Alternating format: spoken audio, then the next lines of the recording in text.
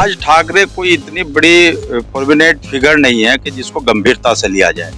राज ठाकरे को महाराष्ट्र में ही नकार दिया है। उसमें इतनी हिम्मत नहीं कि वो देश की मस्जिदों से या मदरसों से लाउड स्पीकर को उतार दे। और भारतीय जनता पार्टी दंगा और धर्म दो चीजों की आड़ लेकर के वो राजनीति करती है। वो आकर के करते हैं कि भाई मस्जिदों से माइक उतार दीजिए, अजान बंद कर दीजिए। ये पॉसिबल इस मुल्क में नहीं है, क्योंकि यहाँ संविधान का राज है। यहाँ राज ठाकरे के बाप का राज नहीं है। इष्ट देवी देवताओं के सम्मान में हम जुलूस निकाल रहे हैं, पुलिस का संरक्षण वहाँ मौजूद है, तो वहाँ पर हथियार कहाँ से आए? चाकू, छुरी, तलवारें, पत्थर कहाँ से आए? में इतनी हिम्मत नहीं है, मोदी नहीं है, यहाँ कोई भी प्रधानमंत्री बन जाए। यम डंके की चोट पका रहे, कभी ऐसा नहीं होगा। मुस्लिम विधायक, सांसद ही नहीं बल्कि जो मुस्लिम धर्म गुरु हैं उन सब पर धिक्कार है। भारत के गृह मंत्री से मिला कि जब यहाँ संविधान का राज है, ये क्या गुंडागर्दी चल रही है कि आप अदालत के कायदे कानून को ताक पर रखकर एक तरफा जो है लोगों के घरों पर बुलडोजर चल रही है। कि जितने मुसलमान विधायक और सांसद हैं, क्या तो सड़क से लेकर संसद तक हमारी लड़ाई लड़े, और अगर वो इसमें सक्षम नहीं है तो उनके जीवन पर धिक्कार है, लानत है उनके जीवन पर। ये इसलिए नहीं बोल रहे कि अधिकतर लोगों में नंबर 2 का पैसा है, और जो नंबर 2 का आदमी होता है उसको सरकार से डर लगता है, कहीं ईडी का छापा पड़ा, कहीं सीबीआई का खड़ा है, वो खौफ में रहता है। नमस्कार, स्वागत है आप सभी का बीजीटी न्यूज नेटवर्क पर, और मैं हूं आपके साथ विपिन चौधरी। हिंदुस्तान के कुछ हिस्सों में इस समय अजान, लाउड स्पीकर और हनुमान चालीसा छाया हुआ है। राज ठाकरे ने तो एक तरह से महाराष्ट्र सरकार को अल्टीमेटम दे दिया है कि 3 मई तक मस्जिदों से लाउड स्पीकर उतार दिए जाएं। अगर लाउड स्पीकर नहीं उतारते हैं तो मस्जिदों के सामने हनुमान चालीसा का जाप किया जाएगा। पूरे मामले पर चर्चा करने के लिए इस समय हमारे साथ में बेखौफ एडवोकेट इंतखाब आजाद जी मौजूद हैं। एडवोकेट साहब, बहुत बहुत स्वागत करता हूं आपका बीजीटी न्यूज नेटवर्क पर। सबसे पहले तो बीजीटी जो न्यूज है, नेटवर्क है, इसके लिए बहुत ही लोकप्रिय चैनल है, आपका धन्यवाद। रही बात राज ठाकरे की, राज ठाकरे कोई इतनी बड़ी प्रोमिनेंट फिगर नहीं है कि जिसको गंभीरता से लिया जाए। राज ठाकरे को महाराष्ट्र में ही नकार दिया है, और राज ठाकरे के पर जो ईडी वीडी के जो छापे वापे की बात चल रही थी, वो इन चीजों को लेकर के अब भारतीय जनता पार्टी के लाउड स्पीकर बन करके बोल रहे हैं। उसमें इतनी हिम्मत नहीं कि वो देश की मस्जिदों से या मदरसों से लाउड स्पीकर को उतार दे। उसके लिए तो साहब एक सवाल बहुत अहम है। ये राज ठाकरे ने जिस तरीके का अल्टीमेटम दिया है वह धार्मिक है या राजनीतिक है? सवाल ये है। देखिए, ये राजनीतिक कार्यक्रम है। ये भारतीय जनता पार्टी से ही जुड़ा हुआ एक विंग है, और भारतीय जनता पार्टी दंगा और धर्म दो चीजों की आड़ लेकर के वो राजनीति करती है, और इस तरह अलग अलग राज्यों में इस तरह के लोगों को इस्तेमाल करती है। ये उसका राजनीतिक एजेंडा है और कुछ नहीं है। वो इसके माध्यम से देश में सांप्रदायिक उन्माद भड़काकर देश में सत्ता का ध्रुवीकरण चाहते हैं, और वो संभव होगा नहीं, क्योंकि देश का जो सेकुलर और सोशलिस्ट हिंदू और मुसलमान है वो पूरी तरीके से लामबंद हो गया।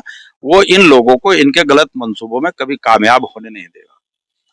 रही बात लाउड स्पीकर मस्जिदों से उतारने की, हम कह रहे हैं हनुमान चालीसा आप करिए, क्या ऐतराज है? आप रामनवमी का जुलूस निकालिए, सदियों से निकलता आ रहा है, चलता रहेगा, कोई दिक्कत नहीं, हम भी सम्मान करते हैं, वो भी करते हैं। लेकिन अगर गुंडागर्दी के बलबूते पर राज ठाकरे या कोई और इस तरह के जो छोटे मोटे हिंदू संगठन है वो आकर के करते हैं कि भाई मस्जिदों से माइक उतार दीजिए, अजान बंद कर दीजिए, ये पॉसिबल इस मुल्क में नहीं है, क्योंकि यहाँ संविधान का राज है। यहाँ राज ठाकरे के बाप का राज नहीं है। तो अभी जो रामनवमी पर जिस तरीके से पत्थरबाजी हुई है और हनुमान जयंती शोभा यात्रा पर पत्थरबाजी हुई है, उस पर भी सवाल खड़े किए हैं। आपने तो कहा है कि ये पूरा का पूरा कार्यक्रम प्रायोजित था। हाँ, हम ये बात कहते हैं कि इस देश के अंदर कोई भी हिंदू मुसलमान के जुलूस पर पथराव नहीं कर सकता, और ना ही कोई मुसलमान किसी भी हिंदू के जुलूस पर पत्थरबाजी नहीं कर सकता। ये सरकारों का प्रायोजित कार्यक्रम है। अभी आप देखिए कि एक ऑडियो वीडियो जो है जारी हुई है कि बजरंग दल के कुछ कार्यकर्ता मुस्लिम इलाके में जाते हैं, वहां मस्जिद में झंडा लहराने का प्रयास करते हैं, उनको मुस्लिम वहां से अपने डिफेंस के लिए उसको भगा देते हैं। उसके बाद वो पुलिस के लोगों को लेकर के आते हैं, और पुलिस को ला करके फिर वो मस्जिद में घुसते हैं। अब ये आपको तमाम धर्मशास्त्रों ने, और धर्मशास्त्रों से ऊपर उठकर भारत के कॉन्स्टिट्यूशन ने आपको ये राइट दिया है कि अगर आपकी जानमाल खतरे में हो, आप पर गुंडा तत्व हमला करे, तो आप अपने डिफेंस में, अपनी आत्मरक्षा के लिए कोई भी कदम उठा सकते हैं, फिर उसका ये परवाह नहीं करना कि उसका परिणाम क्या होगा और क्या उसके रिजल्ट आएंगे।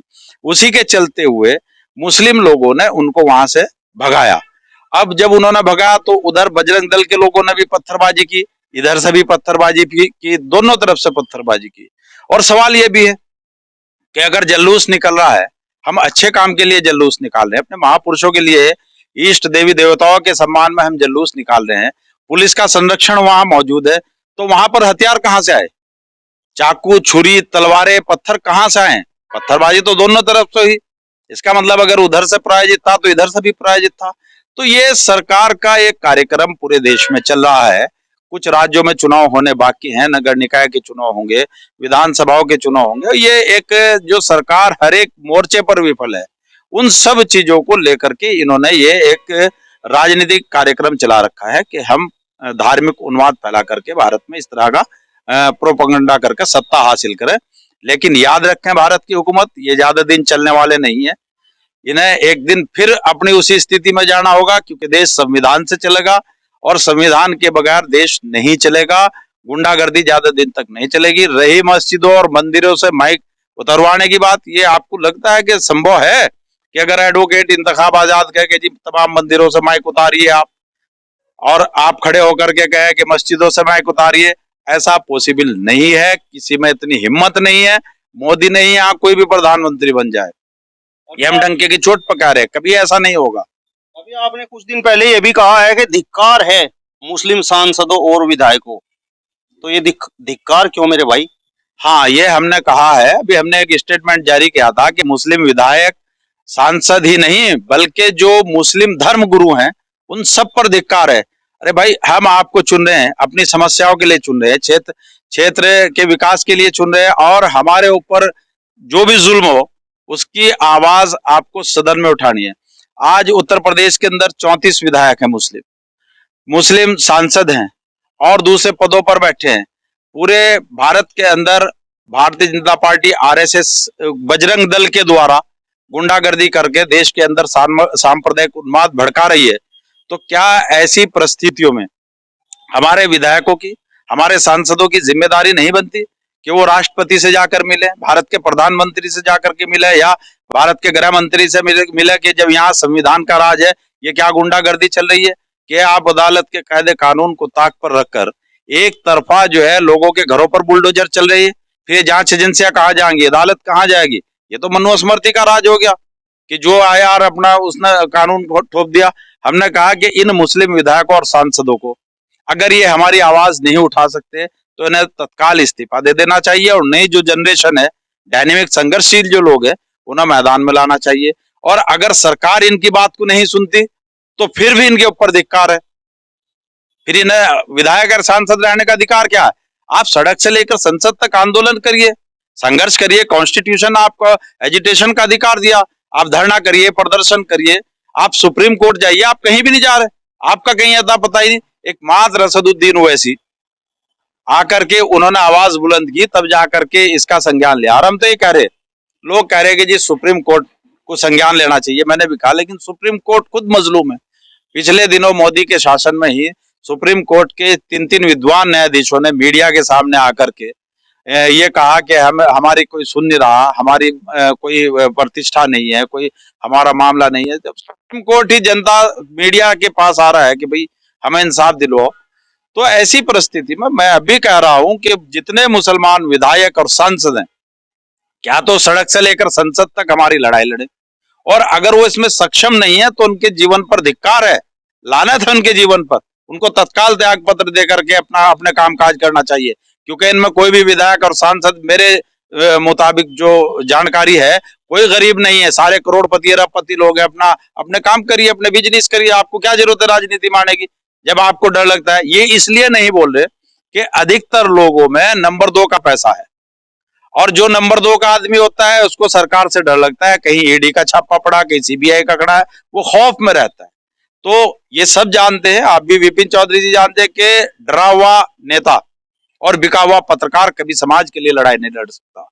इसलिए हम आज भी कह रहे हैं, और ये ज्यादा दिन चलने वाली वो नहीं है, ये जो दंगेबाजी और ये चल रहा, ये बहुत मामूली से टाइम है। आज भी इस देश के अंदर हिंदू और मुसलमान दोनों ही कम्युनिटी के बीच ऐसे लोग मौजूद हैं जो सारे मामले को शांत करेंगे।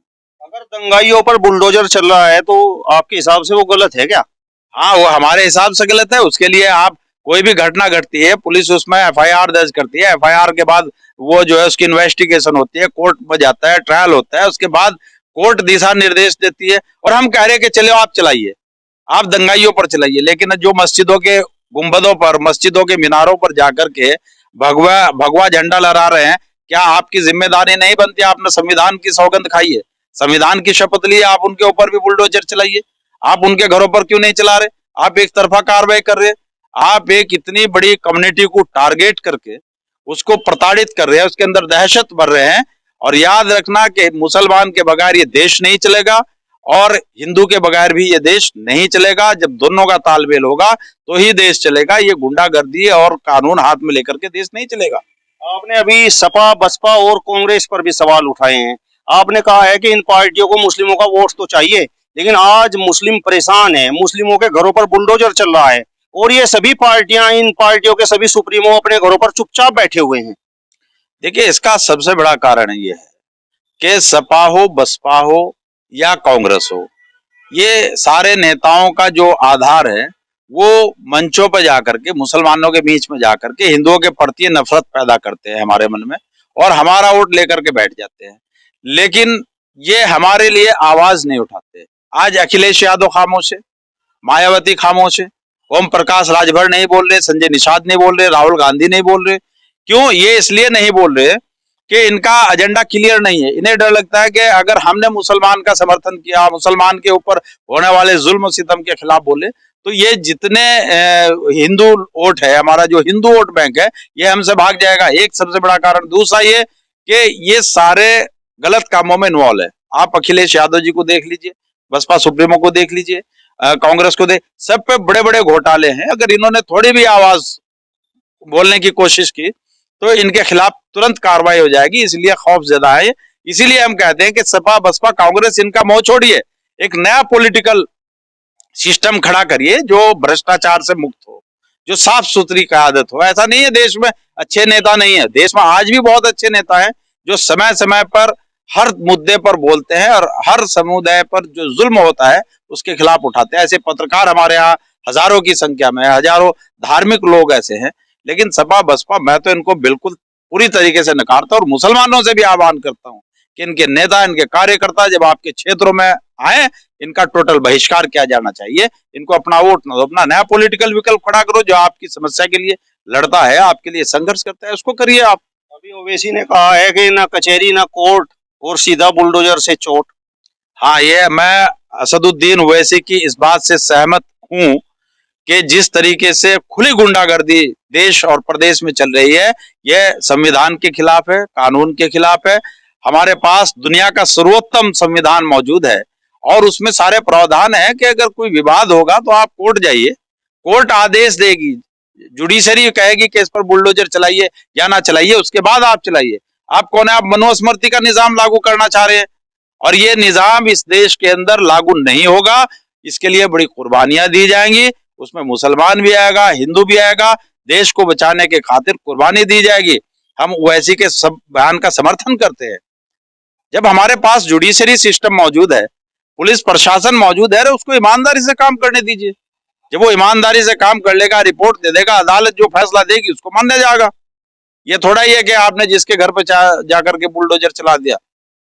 चलिए, तो ये थे हमारे साथ में बेबाक एडवोकेट इंतखाब आजाद, जिन्होंने राज ठाकरे के बयान पर अपनी बेबाक प्रतिक्रिया व्यक्त करने का काम किया है। यदि आपको ये वीडियो पसंद आया हो तो इसे ज्यादा से ज्यादा शेयर कीजिए, लाइक कीजिए, कमेंट्स कीजिए और इसके साथ साथ हमारे चैनल को भी सब्सक्राइब कीजिए। नमस्कार।